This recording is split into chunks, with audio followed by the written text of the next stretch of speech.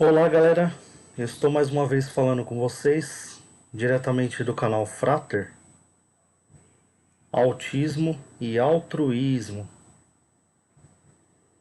Tudo bem com vocês? Eu espero que esteja tudo ótimo com vocês. Aqui também está tudo ótimo. E hoje eu venho trazer esse tema, que é o tema do hiperfoco no autismo, porque é um tema que a gente vê muito nas redes sociais e causa muita dúvida ainda nas pessoas, né? Tem pessoas que perguntam, que nem a última pergunta que teve agora no Facebook, é que uma pessoa fazia compras compulsivas, né? E ela falou se isso tem a ver com hiperfoco. Então, para a gente tentar eliminar as dúvidas de uma vez por todas no hiperfoco sobre esse tema, eu vou tentar aqui desmistificar para vocês, né? Para vocês entenderem o que significa o então hiperfoco, né? Como vocês sabem, eu me baseio nos temas que eu tenho colocado na comunidade do canal Frater. Então, lá na comunidade do canal Frater, eu utilizo a comunidade como uma agenda, né? É a comunidade e o Patreon. Aí eu coloco a agenda ali, todos os temas e as dúvidas que surgem e vou seguindo uma, um repertório, né? E então esse tema está baseado nos temas que eu tenho colocado lá na comunidade. E agora tem uns temas muito interessantes também, que é o autismo e os cavaleiros do Apocalipse, que é uma coisa muito interessante, tem até filmes sobre o assunto. Aí eu coloquei lá em observação OBS, né, o significado, né, ali por cima de quem seriam esses cavaleiros do Apocalipse, né, quem se sente, se incorpora como os cavaleiros do Apocalipse. Vai ser muito interessante esse tema e eu gostaria que vocês acompanhassem também. Então, para vocês que não acompanham direto o canal Frater, todos os temas eu vou colocando ali na comunidade e também, se você clicar na aba vídeos, vocês podem acompanhar os vídeos na sequência, tá? Eu não consigo respeitar toda a sequência porque às vezes surgem alguns temas que são, como esse do hiperfoco, são temas corriqueiros, né? Então eu passo, gravo o vídeo para tratar do assunto e depois eu dou sequência, continuo no circuito lá da comunidade. Então, galera, para a gente entender de uma vez por todas o hiperfoco, a gente tem que entender que existe o foco, né? A gente tem que entender o que é o foco, a gente tem que entender que existe superfoco, né? E hiperfoco. Eu sempre procuro colocar como aquela ideia do mercado, né? A gente tem o mercadinho, nós temos o mercado, nós temos o supermercado e temos o hipermercado, né? Então o hiper é como se fosse o máximo ali de todas as definições, é como se fosse uma coisa muito mesmo grande, né?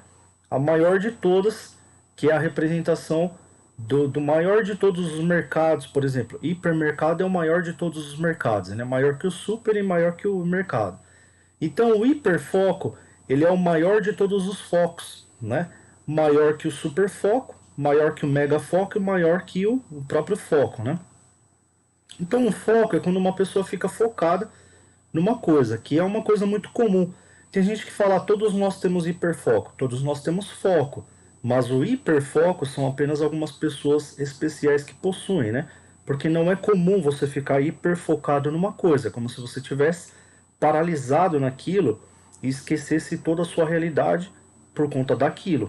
Então, simplesmente você ir até o mercado e fazer uma compra compulsiva não significa que você tem o hiperfoco. Significa que você foi tomado por uma compulsão ou por um desejo de marketing, que uma coisa fez propaganda para você, você foi lá e fez a compra, né? Ah, mas todas as vezes eu faço a compra. Tudo bem, mas todas as vezes existem propagandas, né?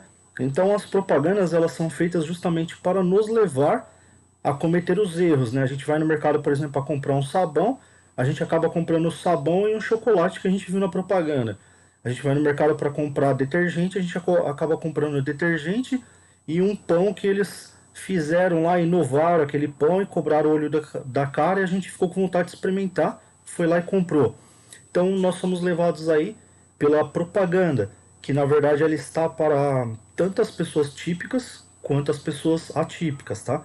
Então a propaganda ela é comum, ela está no meio ali para tentar persuadir as pessoas a cometerem erros, né? Porque se você não errar, você vai ser uma pessoa que vai apenas acertar consigo mesmo e você não vai dar lucro para outras pessoas.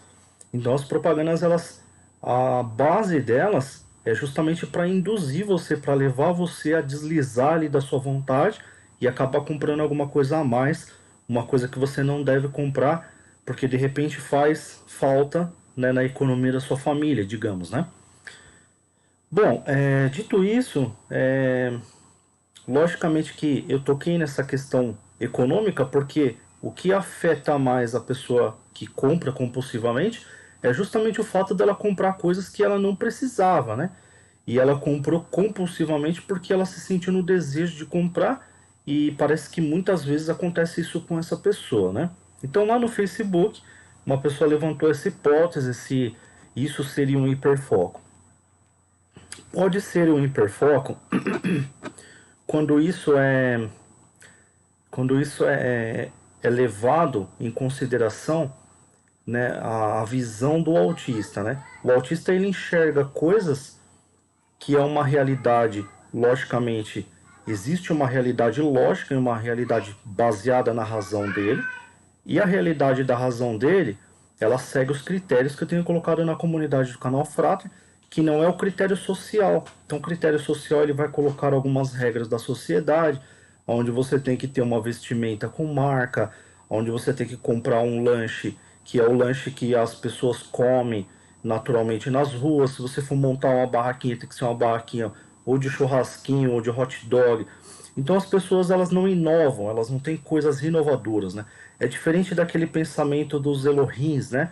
Que é um pensamento em que você tem que fazer uma produção, você tem que produzir alguma coisa para você poder ofertar ao seu Deus ou ao Criador do mundo, né, ou do universo, você fazer uma boa oferta e dependendo da sua boa oferta você coletar bons frutos.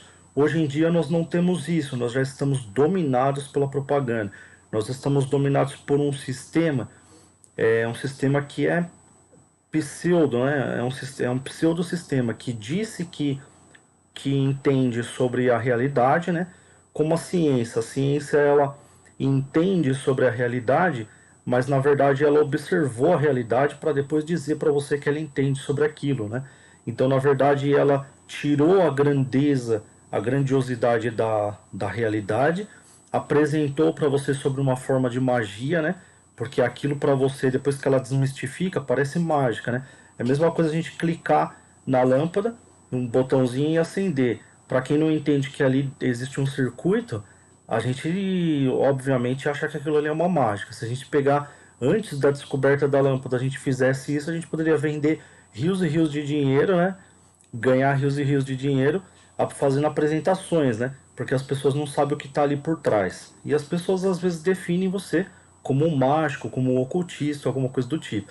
Então a ciência ela faz isso, ela desmistifica uma coisa que já tem na realidade, transparece ela à luz da razão e apresenta ela para você. Antigamente ela não apresentava para todo mundo porque não eram todas as pessoas interessadas na ciência e também havia um conceito aí comercial de que aquele que obtém a detenção do conhecimento, né, o poder do conhecimento, tinha o poder sobre outras pessoas, sobre o mundo, né? Então, à medida em que as coisas foram passando, né? À medida em que a sociedade foi percebendo muita coisa, logicamente que as máscaras vão caindo e a gente vai exigindo aí das autoridades ou das entidades públicas, né, que elas se manifestem, né, que elas apresentem o que estava oculto, né? E hoje em dia a gente sabe que ainda tem muita coisa oculta para ser revelada, muita pesquisa que a gente nem sabe o que está acontecendo. Quando a gente vai saber, as pessoas já estão fazendo ou já fizeram, né? Não pediram assim um plebiscito ou um sufrágio, nem nada do tipo, né? Não pediram assim para a gente né, um voto, né? Aí ele fala assim, lembra aquele voto que você votou? Aquele voto lá já fazia parte do bolo, né? Então quando a gente vai, fica sabendo, já aconteceu. E está acontecendo muita coisa no mundo que muitas revistas não revelam, muitos canais não revelam. Então o YouTube hoje em dia ele é importante por quê? Porque tem muita coisa que as pessoas publicam, como o canal Frater pode ser considerado até mesmo uma célula disso, né? Muitas coisas que as pessoas publicam que não é em todos os lugares que vocês verão, né? Tem muita coisa, por exemplo, que é falado no canal Frater que nem todo cientista vai ter coragem de falar para a sociedade, justamente porque eles sabem que o patrocínio deles depende, né? O patrocínio dessas pessoas depende de eles não dizerem algumas coisas ou deles ficarem sendo retalhados por outras coisas, né? Então, o mais importante aqui é a gente entender que a realidade ela está para todos, né? Então, se você é uma pessoa que presta atenção e que você faz uma interrelação entre aquilo que você designa com aquilo que a coisa realmente é, você é um cientista. Você não sabe disso, mas você é um cientista. Nós temos aí diversas pessoas no mundo que têm total capacidade, total imaginação, e às vezes a ideia dessas pessoas são roubadas e colocadas lá como, né, patenteadas lá como uma ideia de um cientista, mas às vezes partiu de uma pessoa muito simples que não tem nem estudo e que às vezes ela descobriu.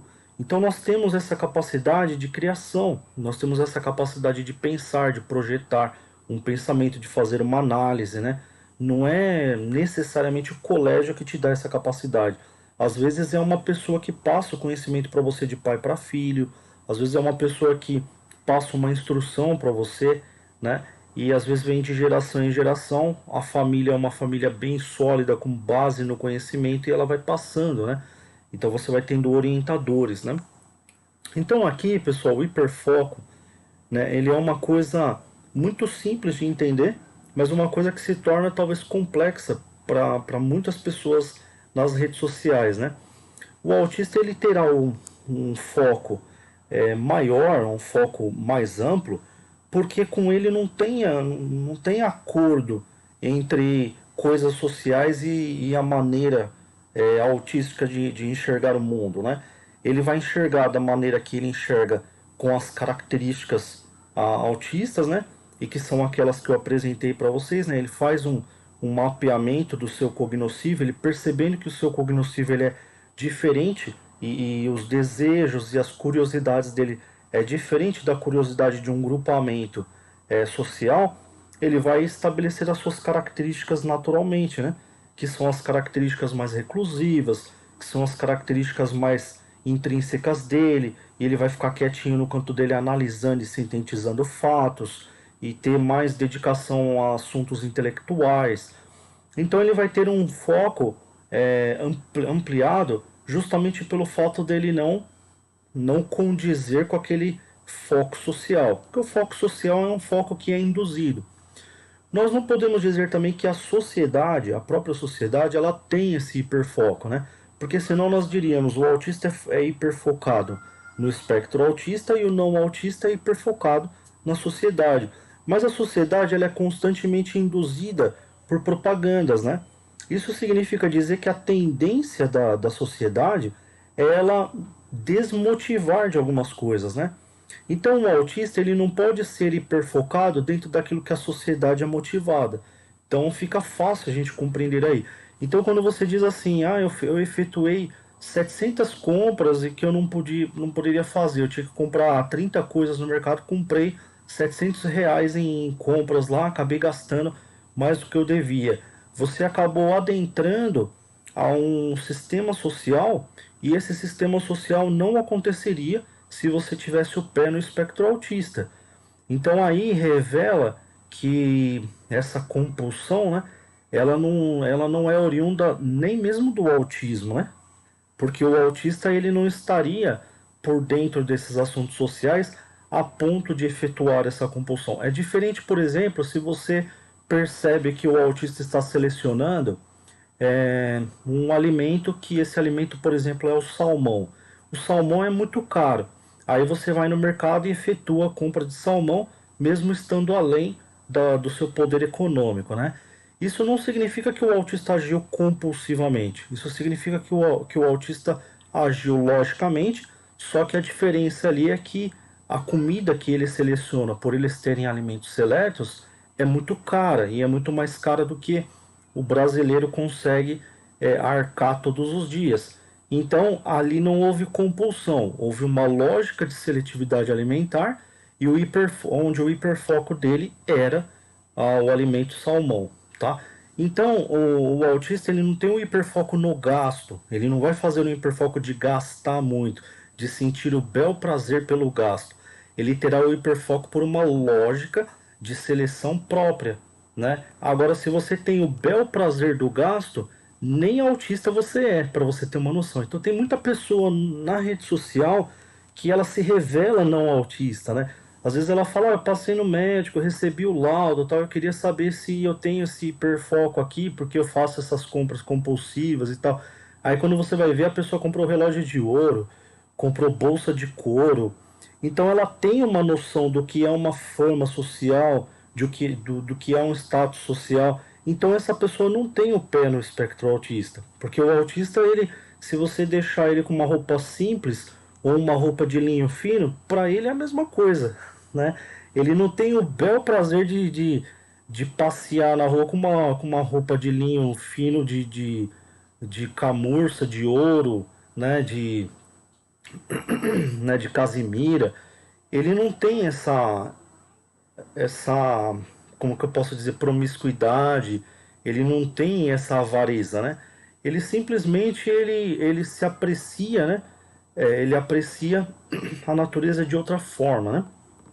Então ele tem a capacidade, por exemplo, de entender que coisas simples são importantes, né? E a sociedade que ela é induzida pela propaganda, aos poucos ela vai perdendo isso, né?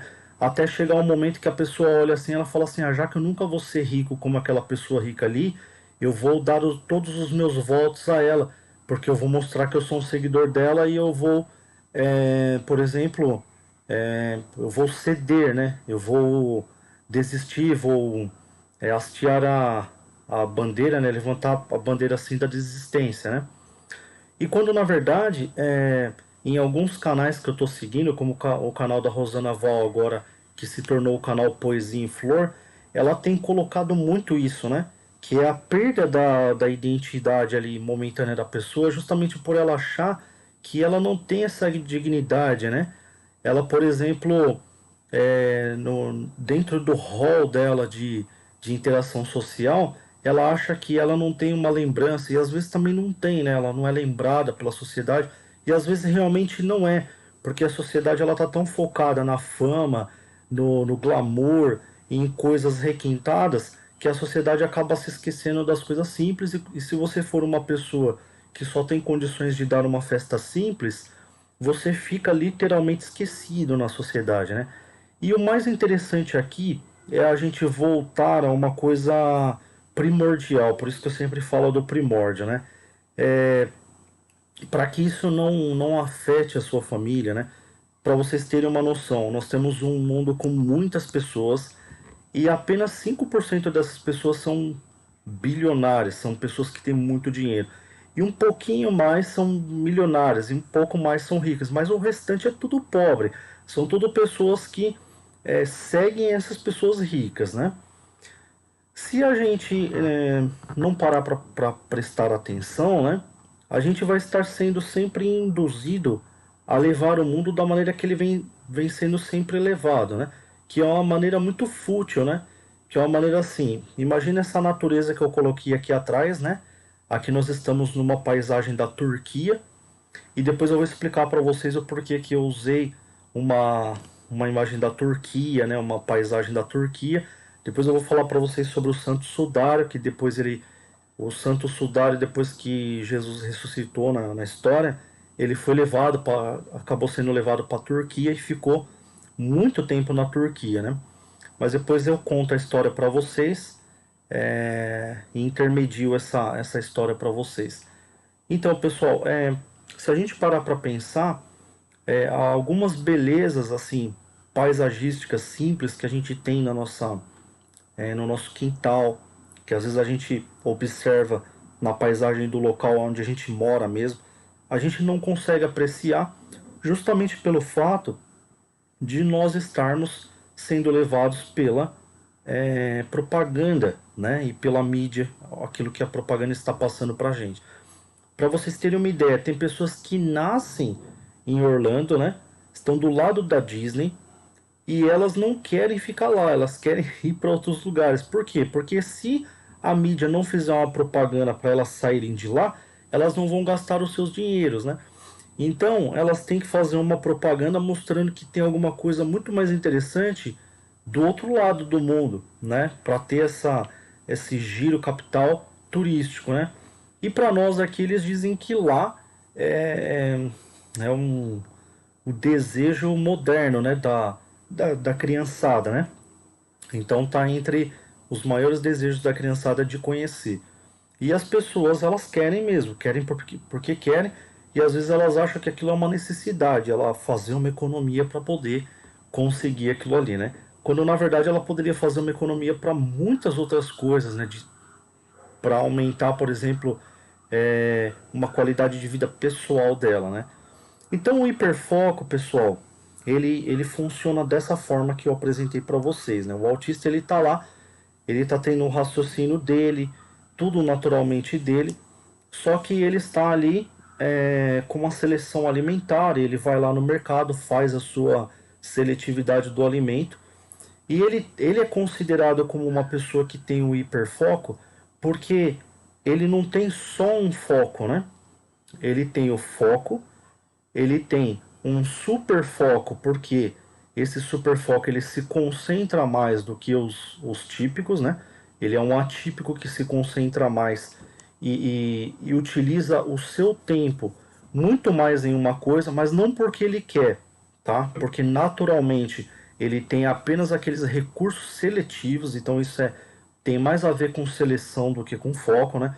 Se, por exemplo, você seleciona 3 assuntos para você estudar, então você tem um hiperfoco nesses 3 assuntos, porque você selecionou 3 e você vai aprender mais sobre esses 3 do que uma pessoa que seleciona 200 assuntos e sabe apenas 5% de cada um, né? Então o autista ele vai saber 30% de cada assunto quando ele selecionou 3 e vai dar a entender que ele é mais inteligente. Mas quando muitas vezes não, muitas vezes é porque ele selecionou menos coisas, né? Teve pessoas que entrou no canal Frater e falou: nossa, como você tem argumentos, né? Como você fala. Mas não é, porque a minha seleção ela é menor. Então eu estudo mais sobre poucos assuntos. E tem pessoas que estudam mais ou menos sobre vários assuntos, né? Então dá a entender que a gente tem mais argumentações, né?